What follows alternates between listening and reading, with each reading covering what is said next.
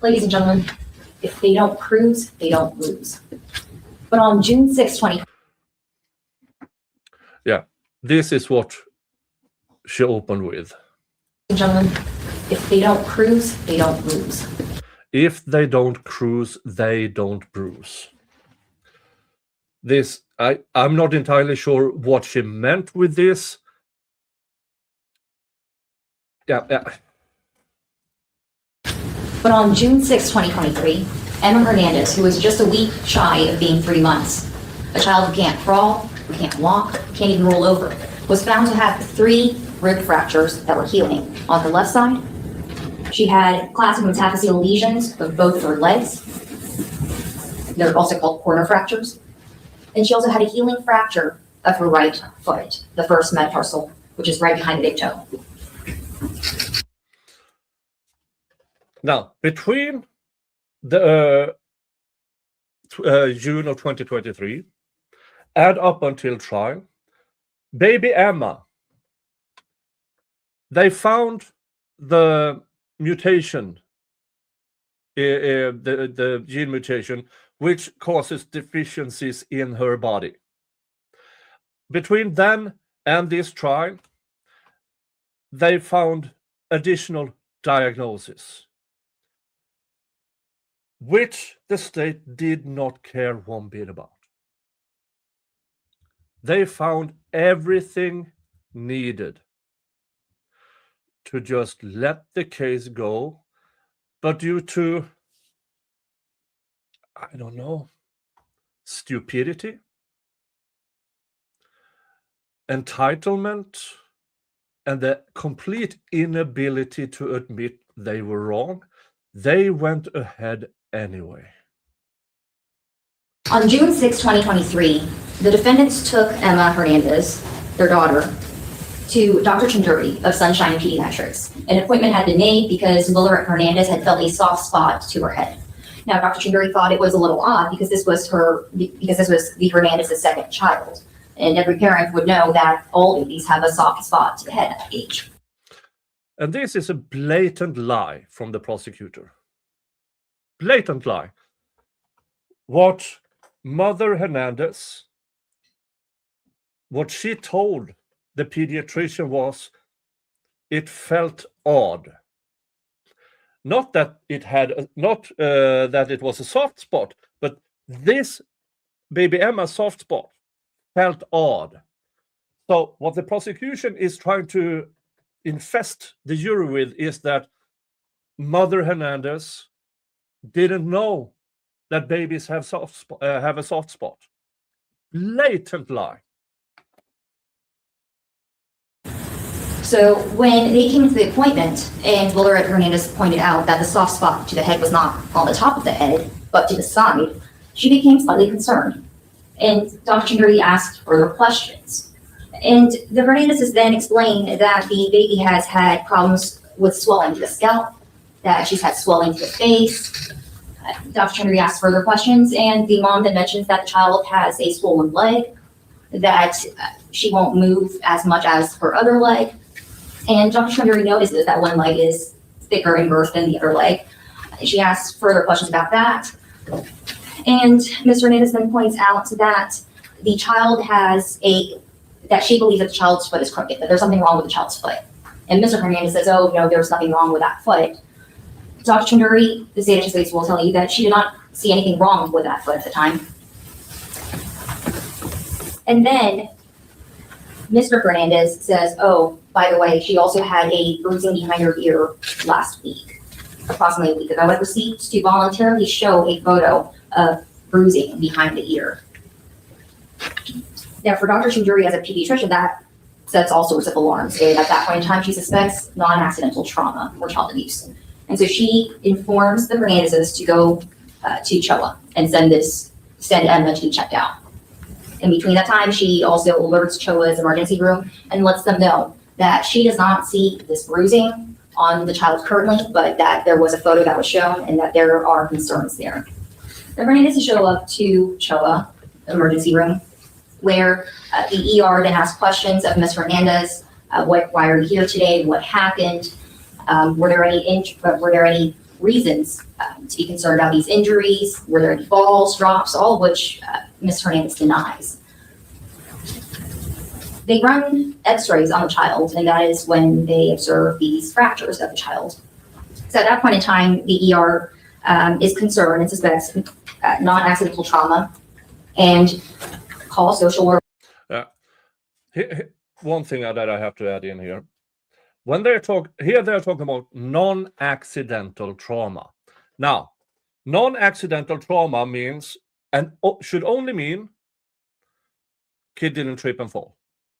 Didn't fall over by itself, an accident. Non-accidental trauma could mean that somebody is injuring them, but it also means it can have genetic factors. What non-accidental trauma should trigger is investigate all of it. Abuse, genetics, let's make a broad investigation. In Georgia, at Showa, non-accidental trauma only means abuse. They had to fight to get the child tested. The child went through, the baby Emma went through 4 or 5 foster homes. One foster mother called into the agency and said, "Hey, why did nobody tell me the baby Emma had fractures?" Nobody at that place told the foster family that Emma had injuries. So that foster parent did what they usually do, lift the leg while changing diapers and all the things, while the child actually had healing fractures.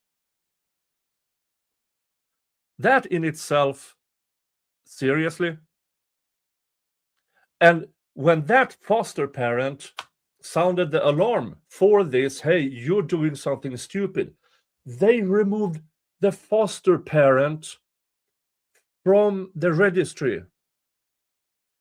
And that foster parents had been foster parents for 13 years. But since they said, "Hey, idiots, you need to tell us the medical stuff if we are supposed to foster this child for even temporary," and they wouldn't have it. They removed them from the registry instead. Yeah, DCFS. Thank you, DD, Department of Child and Family Services. So now in Georgia, there's one less good family access who can foster. It's immensely stupid. Calls law enforcement, and then they also refer to the trauma team of CHOA. And the trauma team is the department that handles all non-accidental or suspected non-accidental trauma cases. So the trauma team that runs additional tests, they also feel that this is a non-accidental trauma, and they then refer to the child abuse pediatrician. Now, child abuse pediatricians are Child abuse pediatrician is not a medical field. A child abuse pediatrician is somebody who get a certification in child abuse. That's it. It's not a medical field. So their entire work description is find abuse. And I'm sure it's very necessary when it's actual abuse.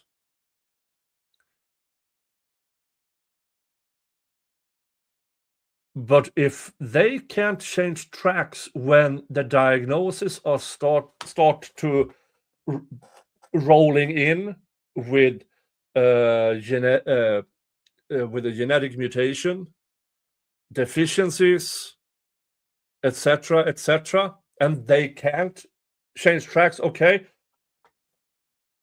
it might not be abuse. If they can't do that, then off they should fuck. They should not be there. Pediatricians that are board certified in something called child abuse pediatrics. They're specifically trained to tell the difference between what is child abuse versus mimickers of child abuse. If there's any other conditions that can look like child abuse or not, so they are specifically trained for that purpose. And Dr. Messner, who was a child abuse pediatrician in this case. Dr. Messner, also in the Tim's case, who I remember vividly being on the stand, and it was a mix of absolute cluelessness, slight medical retardation, and just what in the actual fuck? Do you have no idea what you're talking about? Problem with these child abuse pediatricians is that since they are more or less regarded as state actors, they have immunity. It's really hard to get rid of these incompetent hacks. I'm sure there are really good ones out there. But now we've seen it in the Take Care of Maya case, of a bunch of people who should be nowhere near kids. And now also in the Tim's case, and now the Hernandez case, of another person who, for the love of fuck, should have a restraining order. He speaks with the mother, asks the social background, what sort of medical history there is. He looks at all the radiographs, any other testing that was done on this child, and he diagnoses the child with non-accidental trauma. Now, you will hear evidence that the state anticipates the evidence will show that the rib fractures were caused by a compressive force, that the corner fractures were caused by a shearing or yanking force, that the first metatarsal fracture was caused by some sort of trauma, like a squeeze. And you will also hear testimony that the rib fractures and the classic metaphyseal lesions or the corner fractures have a high specificity for child abuse. These are fractures that you typically see in child abuse cases, especially in a child that can't walk, that can't crawl, that can't even roll over on her own. Now, the state expects that the evidence will also show that there were a slew of tests done on this child, from blood disorders, any blood clot problems, genetic disorders, osteogenesis imperfecta. And the state expects the evidence will show that the child does not have any of these. She may have genetic variants. These words will come back and haunt the prosecution. Absolutely haunt the prosecution. But she does not show any clinical signs of having any of these disorders. Really? Not like weird bruises, weird swellings that go from the leg to the arm to the head.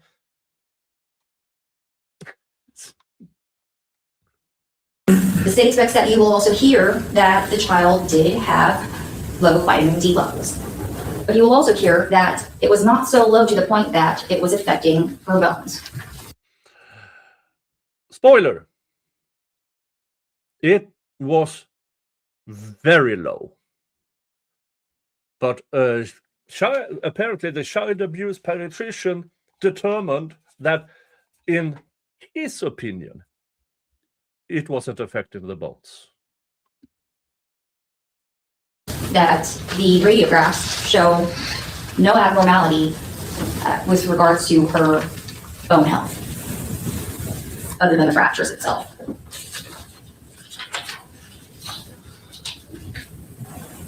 You will also hear that the child was then removed from the parents and was placed initially in the custody of Miss Hernandez's sister's home. And on July 10, Emma Hernandez again shows up because there are new bruises on the child's leg and foot and feet. No, there were not bruises, there were discolorations under the skin. There's a difference between bruises and discolorations. Now, the Showa, or the investigators, claimed that Mother Hernandez went to her sisters and brother-in-law just to abuse the child. The sister and the brother-in-law are not charged with anything in this. So that should be a red flag to everyone. And also, there were no investigation into, okay, did she? Absolutely none. Only an opinion that, well, if this discoloration shows up, it must mean that she did. But no investigation whatsoever if it actually happened, because that would have forced Showa and Dr. Miller to count these new facts in. That these things happened after the child was removed from Mother Hernandez. And you will hear testimony from another child abuse pediatrician that they have, again, run tests, observed the markings on her leg and feet, observed the bruises, and they determined that there is, yet again, new child abuse. Yeah. Did you hear that? From another child abuse pediatrician. Not from a police officer. No police officer actually investigated, did this actually happen? It was an opinion from the colleague of, yeah, it's so stupid. And so the children are removed from the aunt and uncle's home and are moved to a completely unrelated person's home, where thereafter there were no further issues with abuse. The wording here is interesting, where there were no further issues with abuse. No, but baby Emma still had signs that something was very, very wrong with her. The child could not stop throwing up.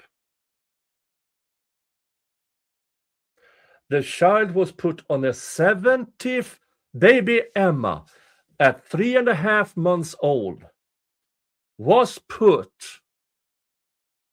on a 75-day antibiotic. 75 days on antibiotics. Folks, nobody should be on antibiotics for 75 fucking days. That in itself should render medical malpractice for whoever fucktard in Showa who wrote that prescription.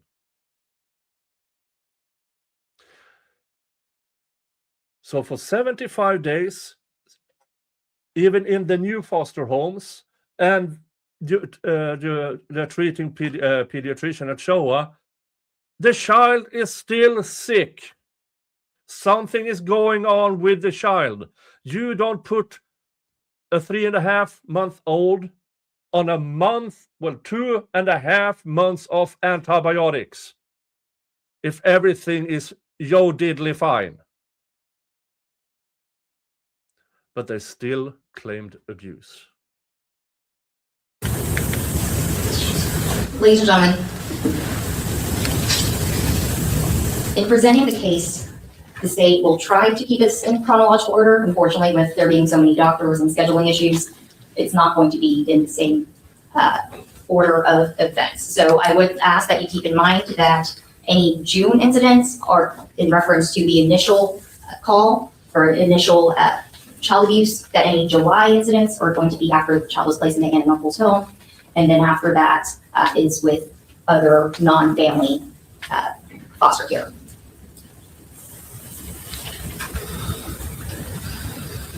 Ladies and gentlemen, the defendants have been charged with 2 counts of aggravated battery, family violence, and 2 counts of cruelty to children in the first, for the fractures caused to Emma's ribs, legs, and foot. At the end of this trial, the state will have another opportunity to come before you, and at that time, I will ask that you hold these defendants accountable for their actions and find them guilty of all the charges. For the fractures caused to a child who can't walk, who can't crawl, who can't roll over, who can't create enough force to cause these fractures to herself. Where these defendants were the sole caregiver for this child, where no one else was responsible for taking care of this child, and where neither defendants were able to provide a reason or an accident for how these fractures occurred. At the close of this trial, I'll ask that you find defendants guilty of all charges. Thank you. In my opinion, this is a very weak opening statement. Now, disregard my comments, just go by how she presented this. No images. She only mentioned one name.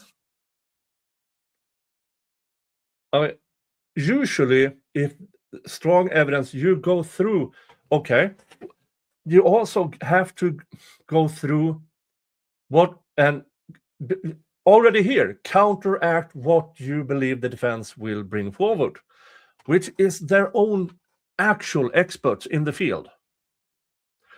Neurologist, radiologist, stuff like that, genealogists.